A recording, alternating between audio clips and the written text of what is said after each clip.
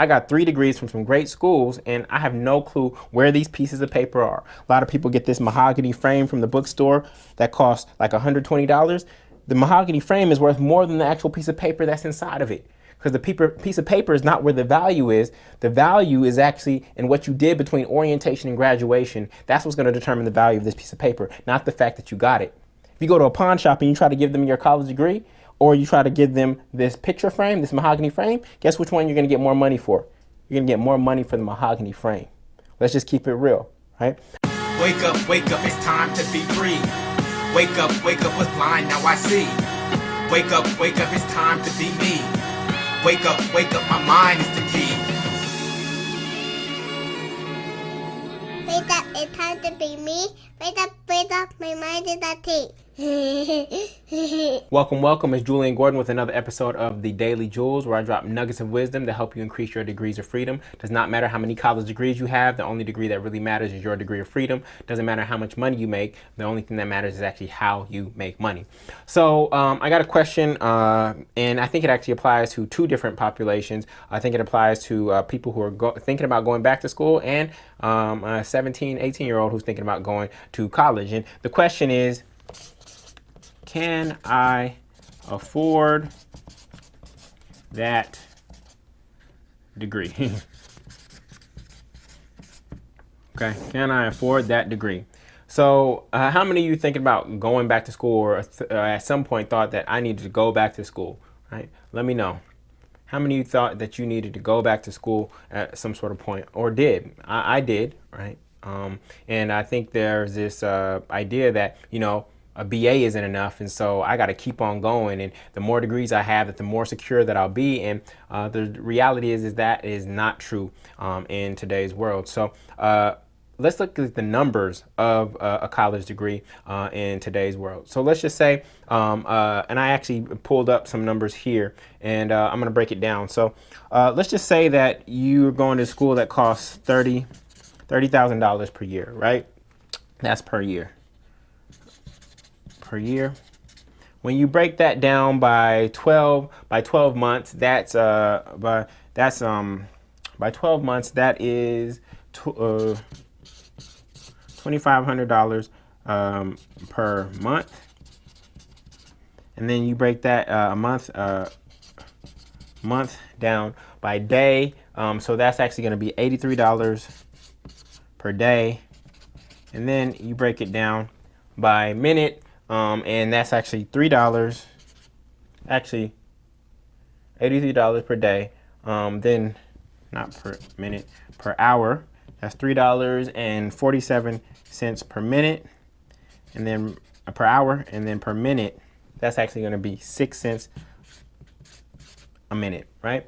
Now that doesn't sound like a lot, but if let's say you were at a parking meter, some parking meters cost about that, depending on where you're parking, right? So the thing is, you're not going to leave your car at a parking meter all day, every day, because then you'd be broke, right? That'd be $30,000 just to park, right? And then some people in Manhattan actually pay $30,000 for parking a year. This is what the cost of this. Now, this is just 1 year. Keep in mind, this is just 1 year. There's schools like Wake Forest that cost like $65,000. This is undergrad. So you did everything that you're supposed to, be good, get good grades, go to good school, right? You did everything that you're supposed to, and you're graduating $250,000 in debt. How crazy is that? That just doesn't make sense to me.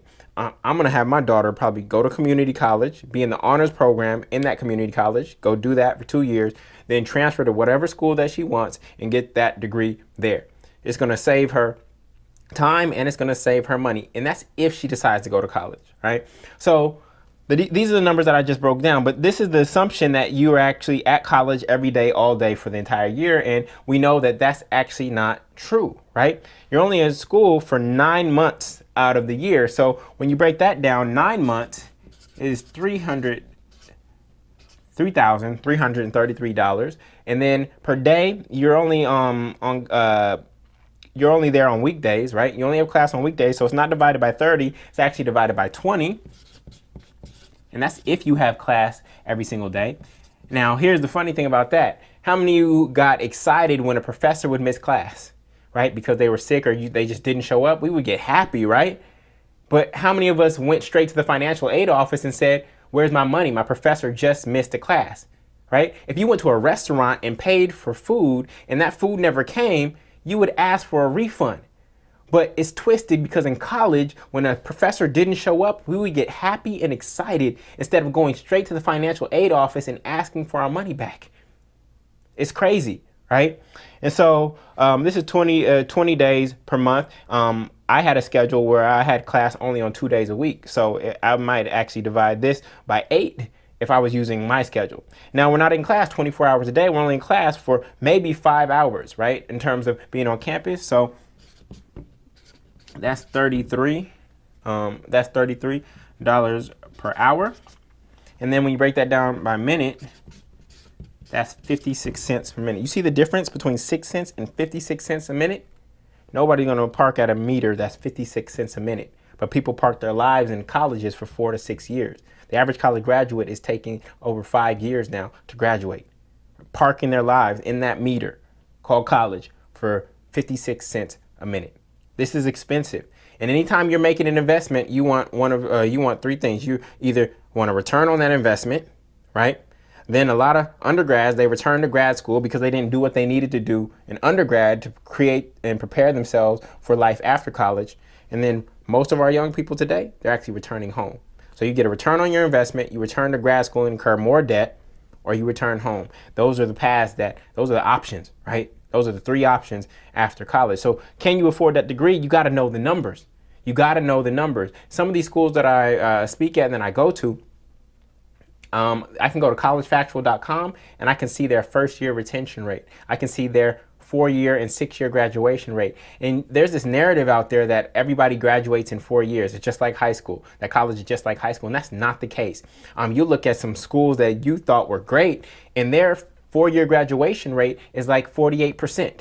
48%. I wish these numbers had to be on the homepage of every college website, but they're not. And there's nobody to hold these colleges accountable. So students are going there. And the thing is, we all made these choices and we made these decisions, but we were 17 years old when we were making these big, huge investments at the age of 17 years old. So that's a trip in and of itself. But let's be real. We spend more time looking at reviews on a movie that we buy for $5 on iTunes than we did for choosing the college that we decided to go to. We'll go look at Rotten Tomato, go look at iTunes, go look at Amazon. What are people saying about this movie? We'll look at all kinds of reviews and trailers and things of that nature for a movie, for a $5 movie. But when it came to spending 6 figures on education, most of us didn't know the first-year student retention rate. We didn't know the 4-year graduation rate or the 6-year graduation rate for the very institution that we're about to pay for our quote-unquote degree, which is, at the end of the day, is this little piece of paper, right? College degree. I have 3 of them, and guess what? You don't see them up here. I don't know where they are. I got 3 degrees from some great schools, and I have no clue where these pieces of paper are. A lot of people get this mahogany frame from the bookstore that costs like $120. The mahogany frame is worth more than the actual piece of paper that's inside of it, because the piece of paper is not where the value is. The value is actually in what you did between orientation and graduation. That's what's going to determine the value of this piece of paper, not the fact that you got it. If you go to a pawn shop and you try to give them your college degree, or you try to give them this picture frame, this mahogany frame, guess which one you're going to get more money for? You're going to get more money for the mahogany frame. Let's just keep it real, right? So can I afford that college? You got to look at the numbers. Now, on top of that, the average college student not only graduates with their student debt, but they also graduate with college debt. And so let's look at this really quickly. $30,000, the average college student graduates with $30,000 in student loans.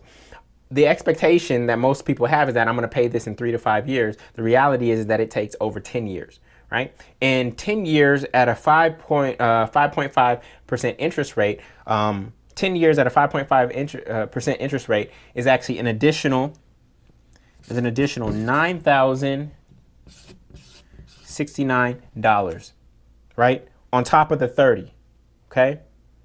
Now, 30 was just a number. Some of you have more debt than that. Then you add in grad school and things of that nature. This is just the interest, right? This is just the interest. So when you add the interest on the principal, now we're moving towards $39,000, Okay, so this is just the cost based on a cash basis. This did not account for the interest that you're actually going to be paying on all those loans. I'm just trying to keep it real with you. And so for those of you who are considering undergrad, go run the numbers. How long is it going to take me to pay back this degree? What is their job placement rate, etc., if I'm looking for a job? And then for those of you who are considering graduate school, the only graduate school programs that really track these numbers are MBA programs. And the reality is that MBA probably is not the best investment unless you're going to a top 20 MBA program. MBA may not be the best investment unless you're going to a top 20, because they're the ones that are actually going to give you access to the best employers and will allow you a return on your investment that you'll be able to pay back in 3 to 5 years, right? Because you've jumped from 60,000 in salary to 110, right? So run the numbers. That's all I'm asking you to do. Don't assume that this school and having this school on your resume or anything like that is going to increase your earning potential. That's not the case, right? That's not the case. Run the numbers and really look at this as an investment, not just more information. Because if you're really serious, you could go look at the syllabi from the MBA program or whatever degree that you wanted to go, with exception, of course, STEM school, where you got to go to get a computer science, or you want to be a doctor, you got to go to grad school for those. But that's not for everything. If you wanted an MBA, you could go look at the syllabi laid out on their websites, on their admissions websites that are trying to attract you. You could go buy all the books at the bookstore on your own. And if you had enough discipline, you could study them on your own and get that degree for a fraction of the cost. What you would be missing, of course, is the social capital, right? The relationships that come from it. But that's how I look at it. So I talked to you about the other 4.0 that really matters, right? The 4 factors to your freedom. That's your personal capital, your intellectual capital, your social capital, and your financial capital. Personal, intellectual, social, and financial. So when you're making this decision about a degree, what you're really saying is, I'm going to take some financial capital, oftentimes financial capital that you don't have, that you have to borrow, and I'm going to use that capital to increase my personal, intellectual, and social capital, right? And if I do those things, because financial capital grows at the intersection of your social and intellectual capital, then your financial capital will increase. That's where you'll get your return. So again, it's personal, intellectual, social, and financial. So when you're asking this question, you're saying, should I take some financial capital and invest in this institution that is going to give me time and space? I don't see college just as more school. I see it as actually time and space. That's what I call it. College is time and space. My MBA was 2 years of time and space that I could use to create the life that I truly desired. Okay. Am I going to use that time and space properly to grow my personal capital, intellectual capital, and social capital so that I can actually yield more financial capital from the growth of these things? Okay, that's how I would position it. That's how I would answer this question, whether you were considering going to undergrad or you were considering going to a grad program. All right. So I hope this is helpful for anybody who is out there on the fence and thinking about it. Just go run the numbers. Don't look at their branding, because their branding is usually full of lies, right? Don't look at their branding, their advertisements, anything like that, and how nice their brochure is, or what they sell to you when you go visit for a day. Don't look at any of that. Go look at the numbers and see if it makes sense for you, okay? So if you know a young person who's considering going into undergrad and making this decision, and they're going to have to take on the debt, and their parents aren't paying, or you know somebody who's on the fence about grad school, please share this with them. I know it's going to inform their decision, because actually there are schools where, if let's say I got into the top school grad program in the country, and then I got into another program that was number 5, but it was 60% of the cost, I strategically might go to the school that was number 5, because the numbers, how they play out. All right. So with that, this is Jullien Gordon with another episode of the Daily Jules. I hope this one has blessed you, and I will catch you in the next episode. All right. Peace. I hope these mindsets, metaphors, and methodologies blessed you. If you desire more freedom, go to getfreenow.com to subscribe to the show on iTunes, YouTube, or Facebook, and get 4 of my best courses in the Freedom School for 100% free.